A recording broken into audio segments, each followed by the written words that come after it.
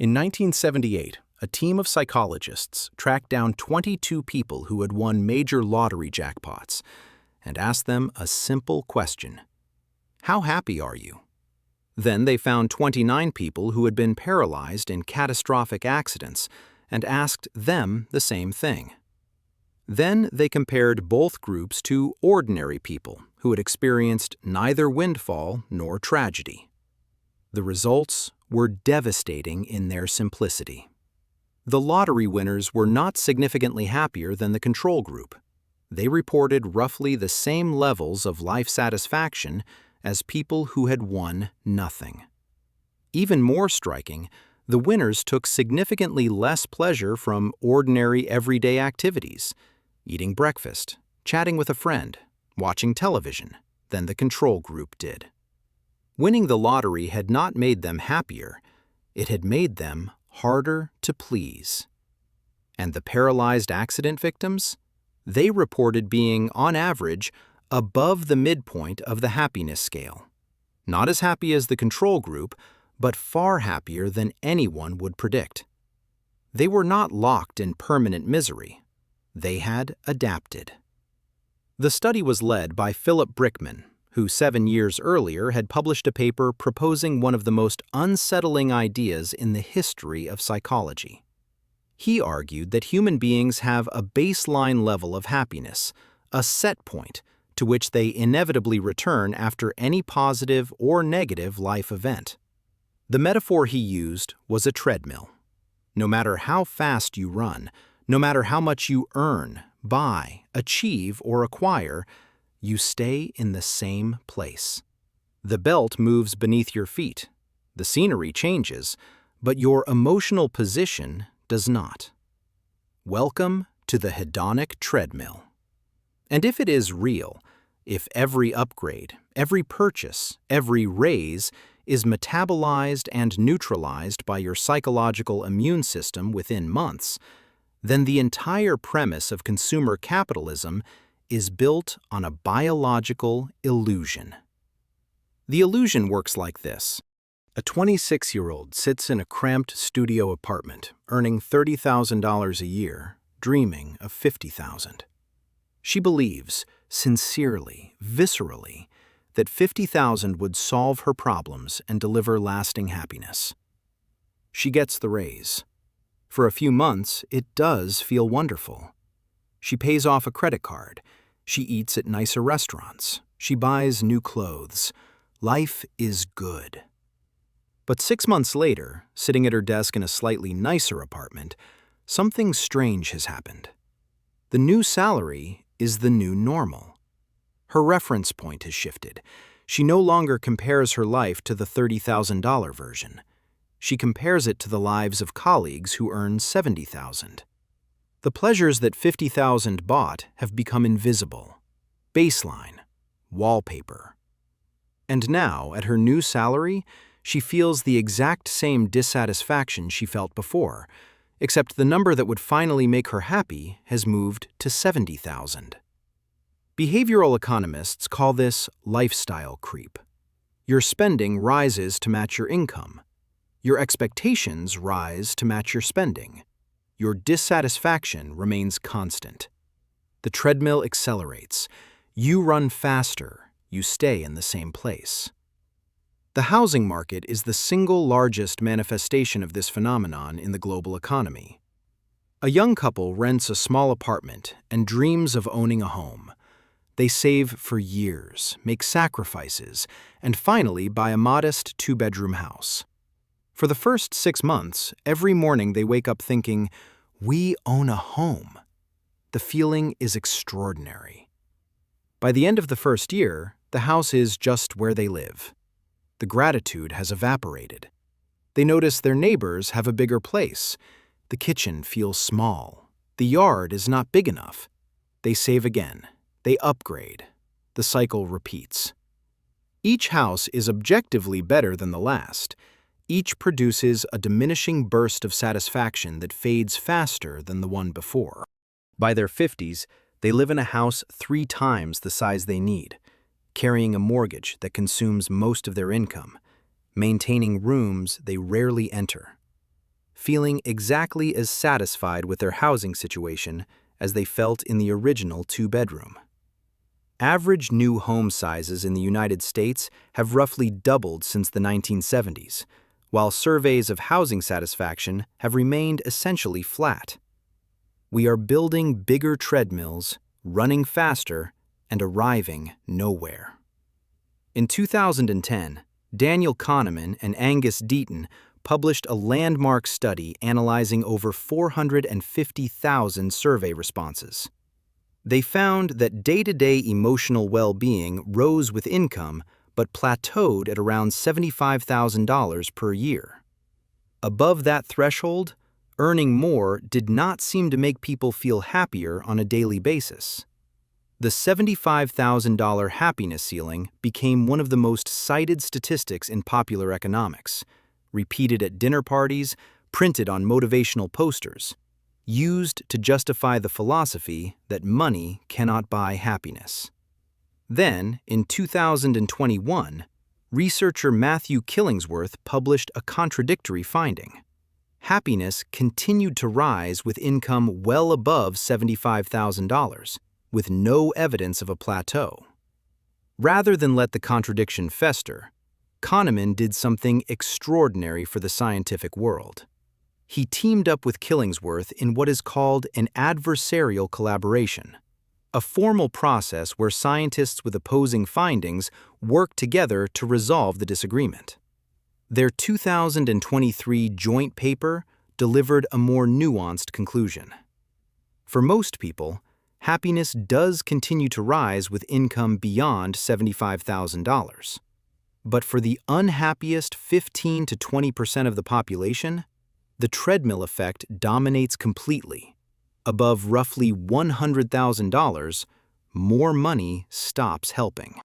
Their miseries, chronic depression, bereavement, heartbreak, cannot be outrun by a faster belt.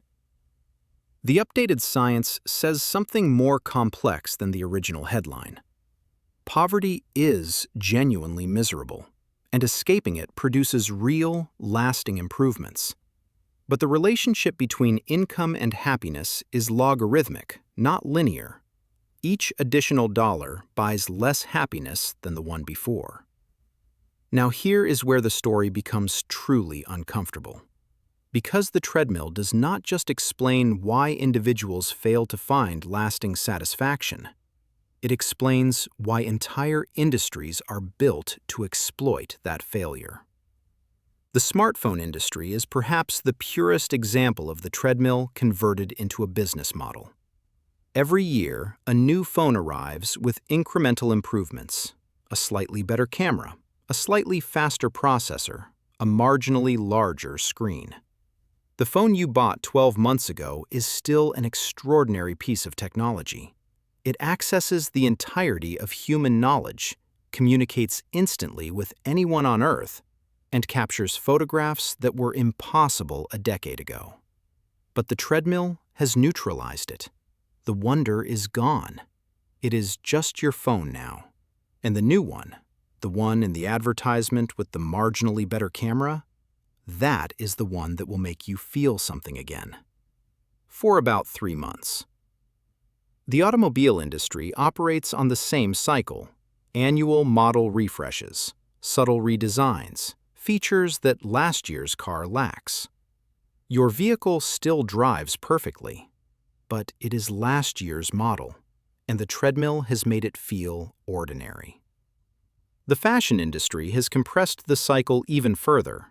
Fast fashion brands release new collections not seasonally, but weekly, ensuring that clothes purchased last month already feel outdated. The treadmill spins so fast that adaptation occurs before you have removed the tags. And social media has added a devastating accelerant. The treadmill does not operate in isolation. It operates in comparison. Your adaptation is not just to your own circumstances, but to the circumstances you observe in others. When you scroll through a curated feed of luxury vacations, renovated kitchens, and designer wardrobes, your reference point shifts upward. You adapt not just to what you have, but to what you see. Because social media delivers an infinite, algorithmically optimized stream of people who appear to have more, your treadmill is being accelerated by external forces you never agreed to.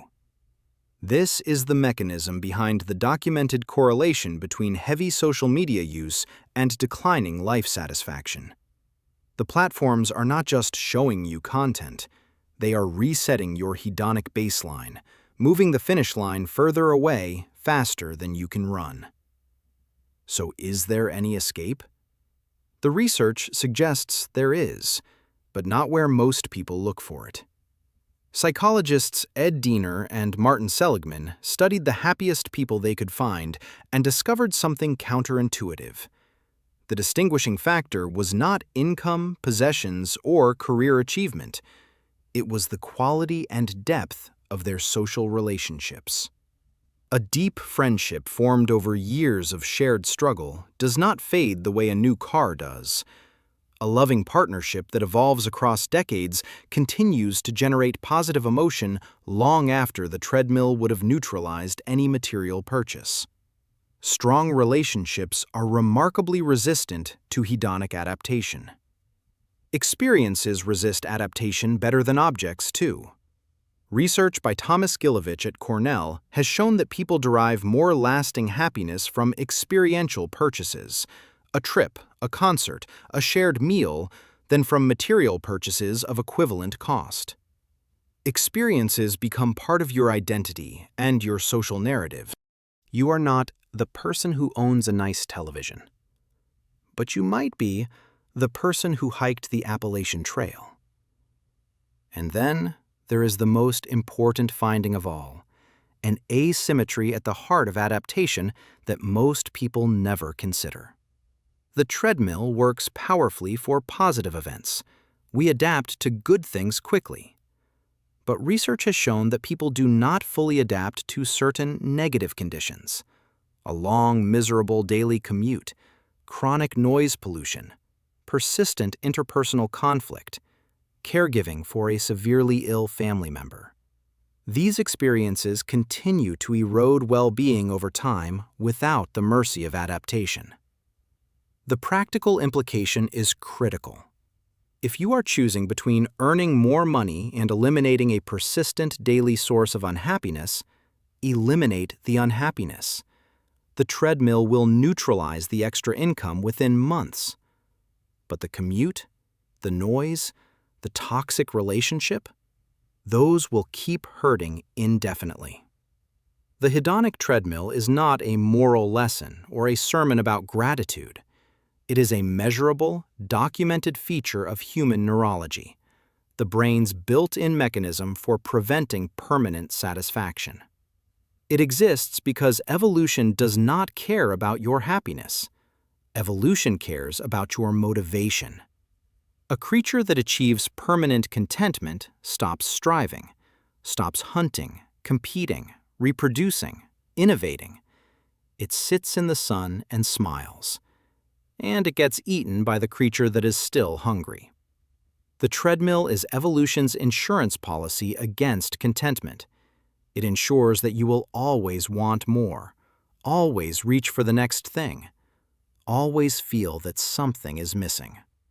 And the modern economy, the annual product cycles, the algorithmic feeds, the upgrade culture, is a trillion-dollar machine built to harvest the energy of that endless, restless running. You cannot stop the treadmill. It is hardwired into your brain. But you can choose what you run toward. You can chase the next phone, the next car, the next salary bracket, and adapt to each one within months, forever arriving at the same emotional coordinates. Or you can redirect your energy toward the things the treadmill struggles to neutralize: deep relationships, novel experiences, the elimination of chronic misery, and the cultivation of meaning that transcends the cycle of acquisition and adaptation. The belt will keep moving beneath your feet. That is biology. But where you look while you are running, that is a choice.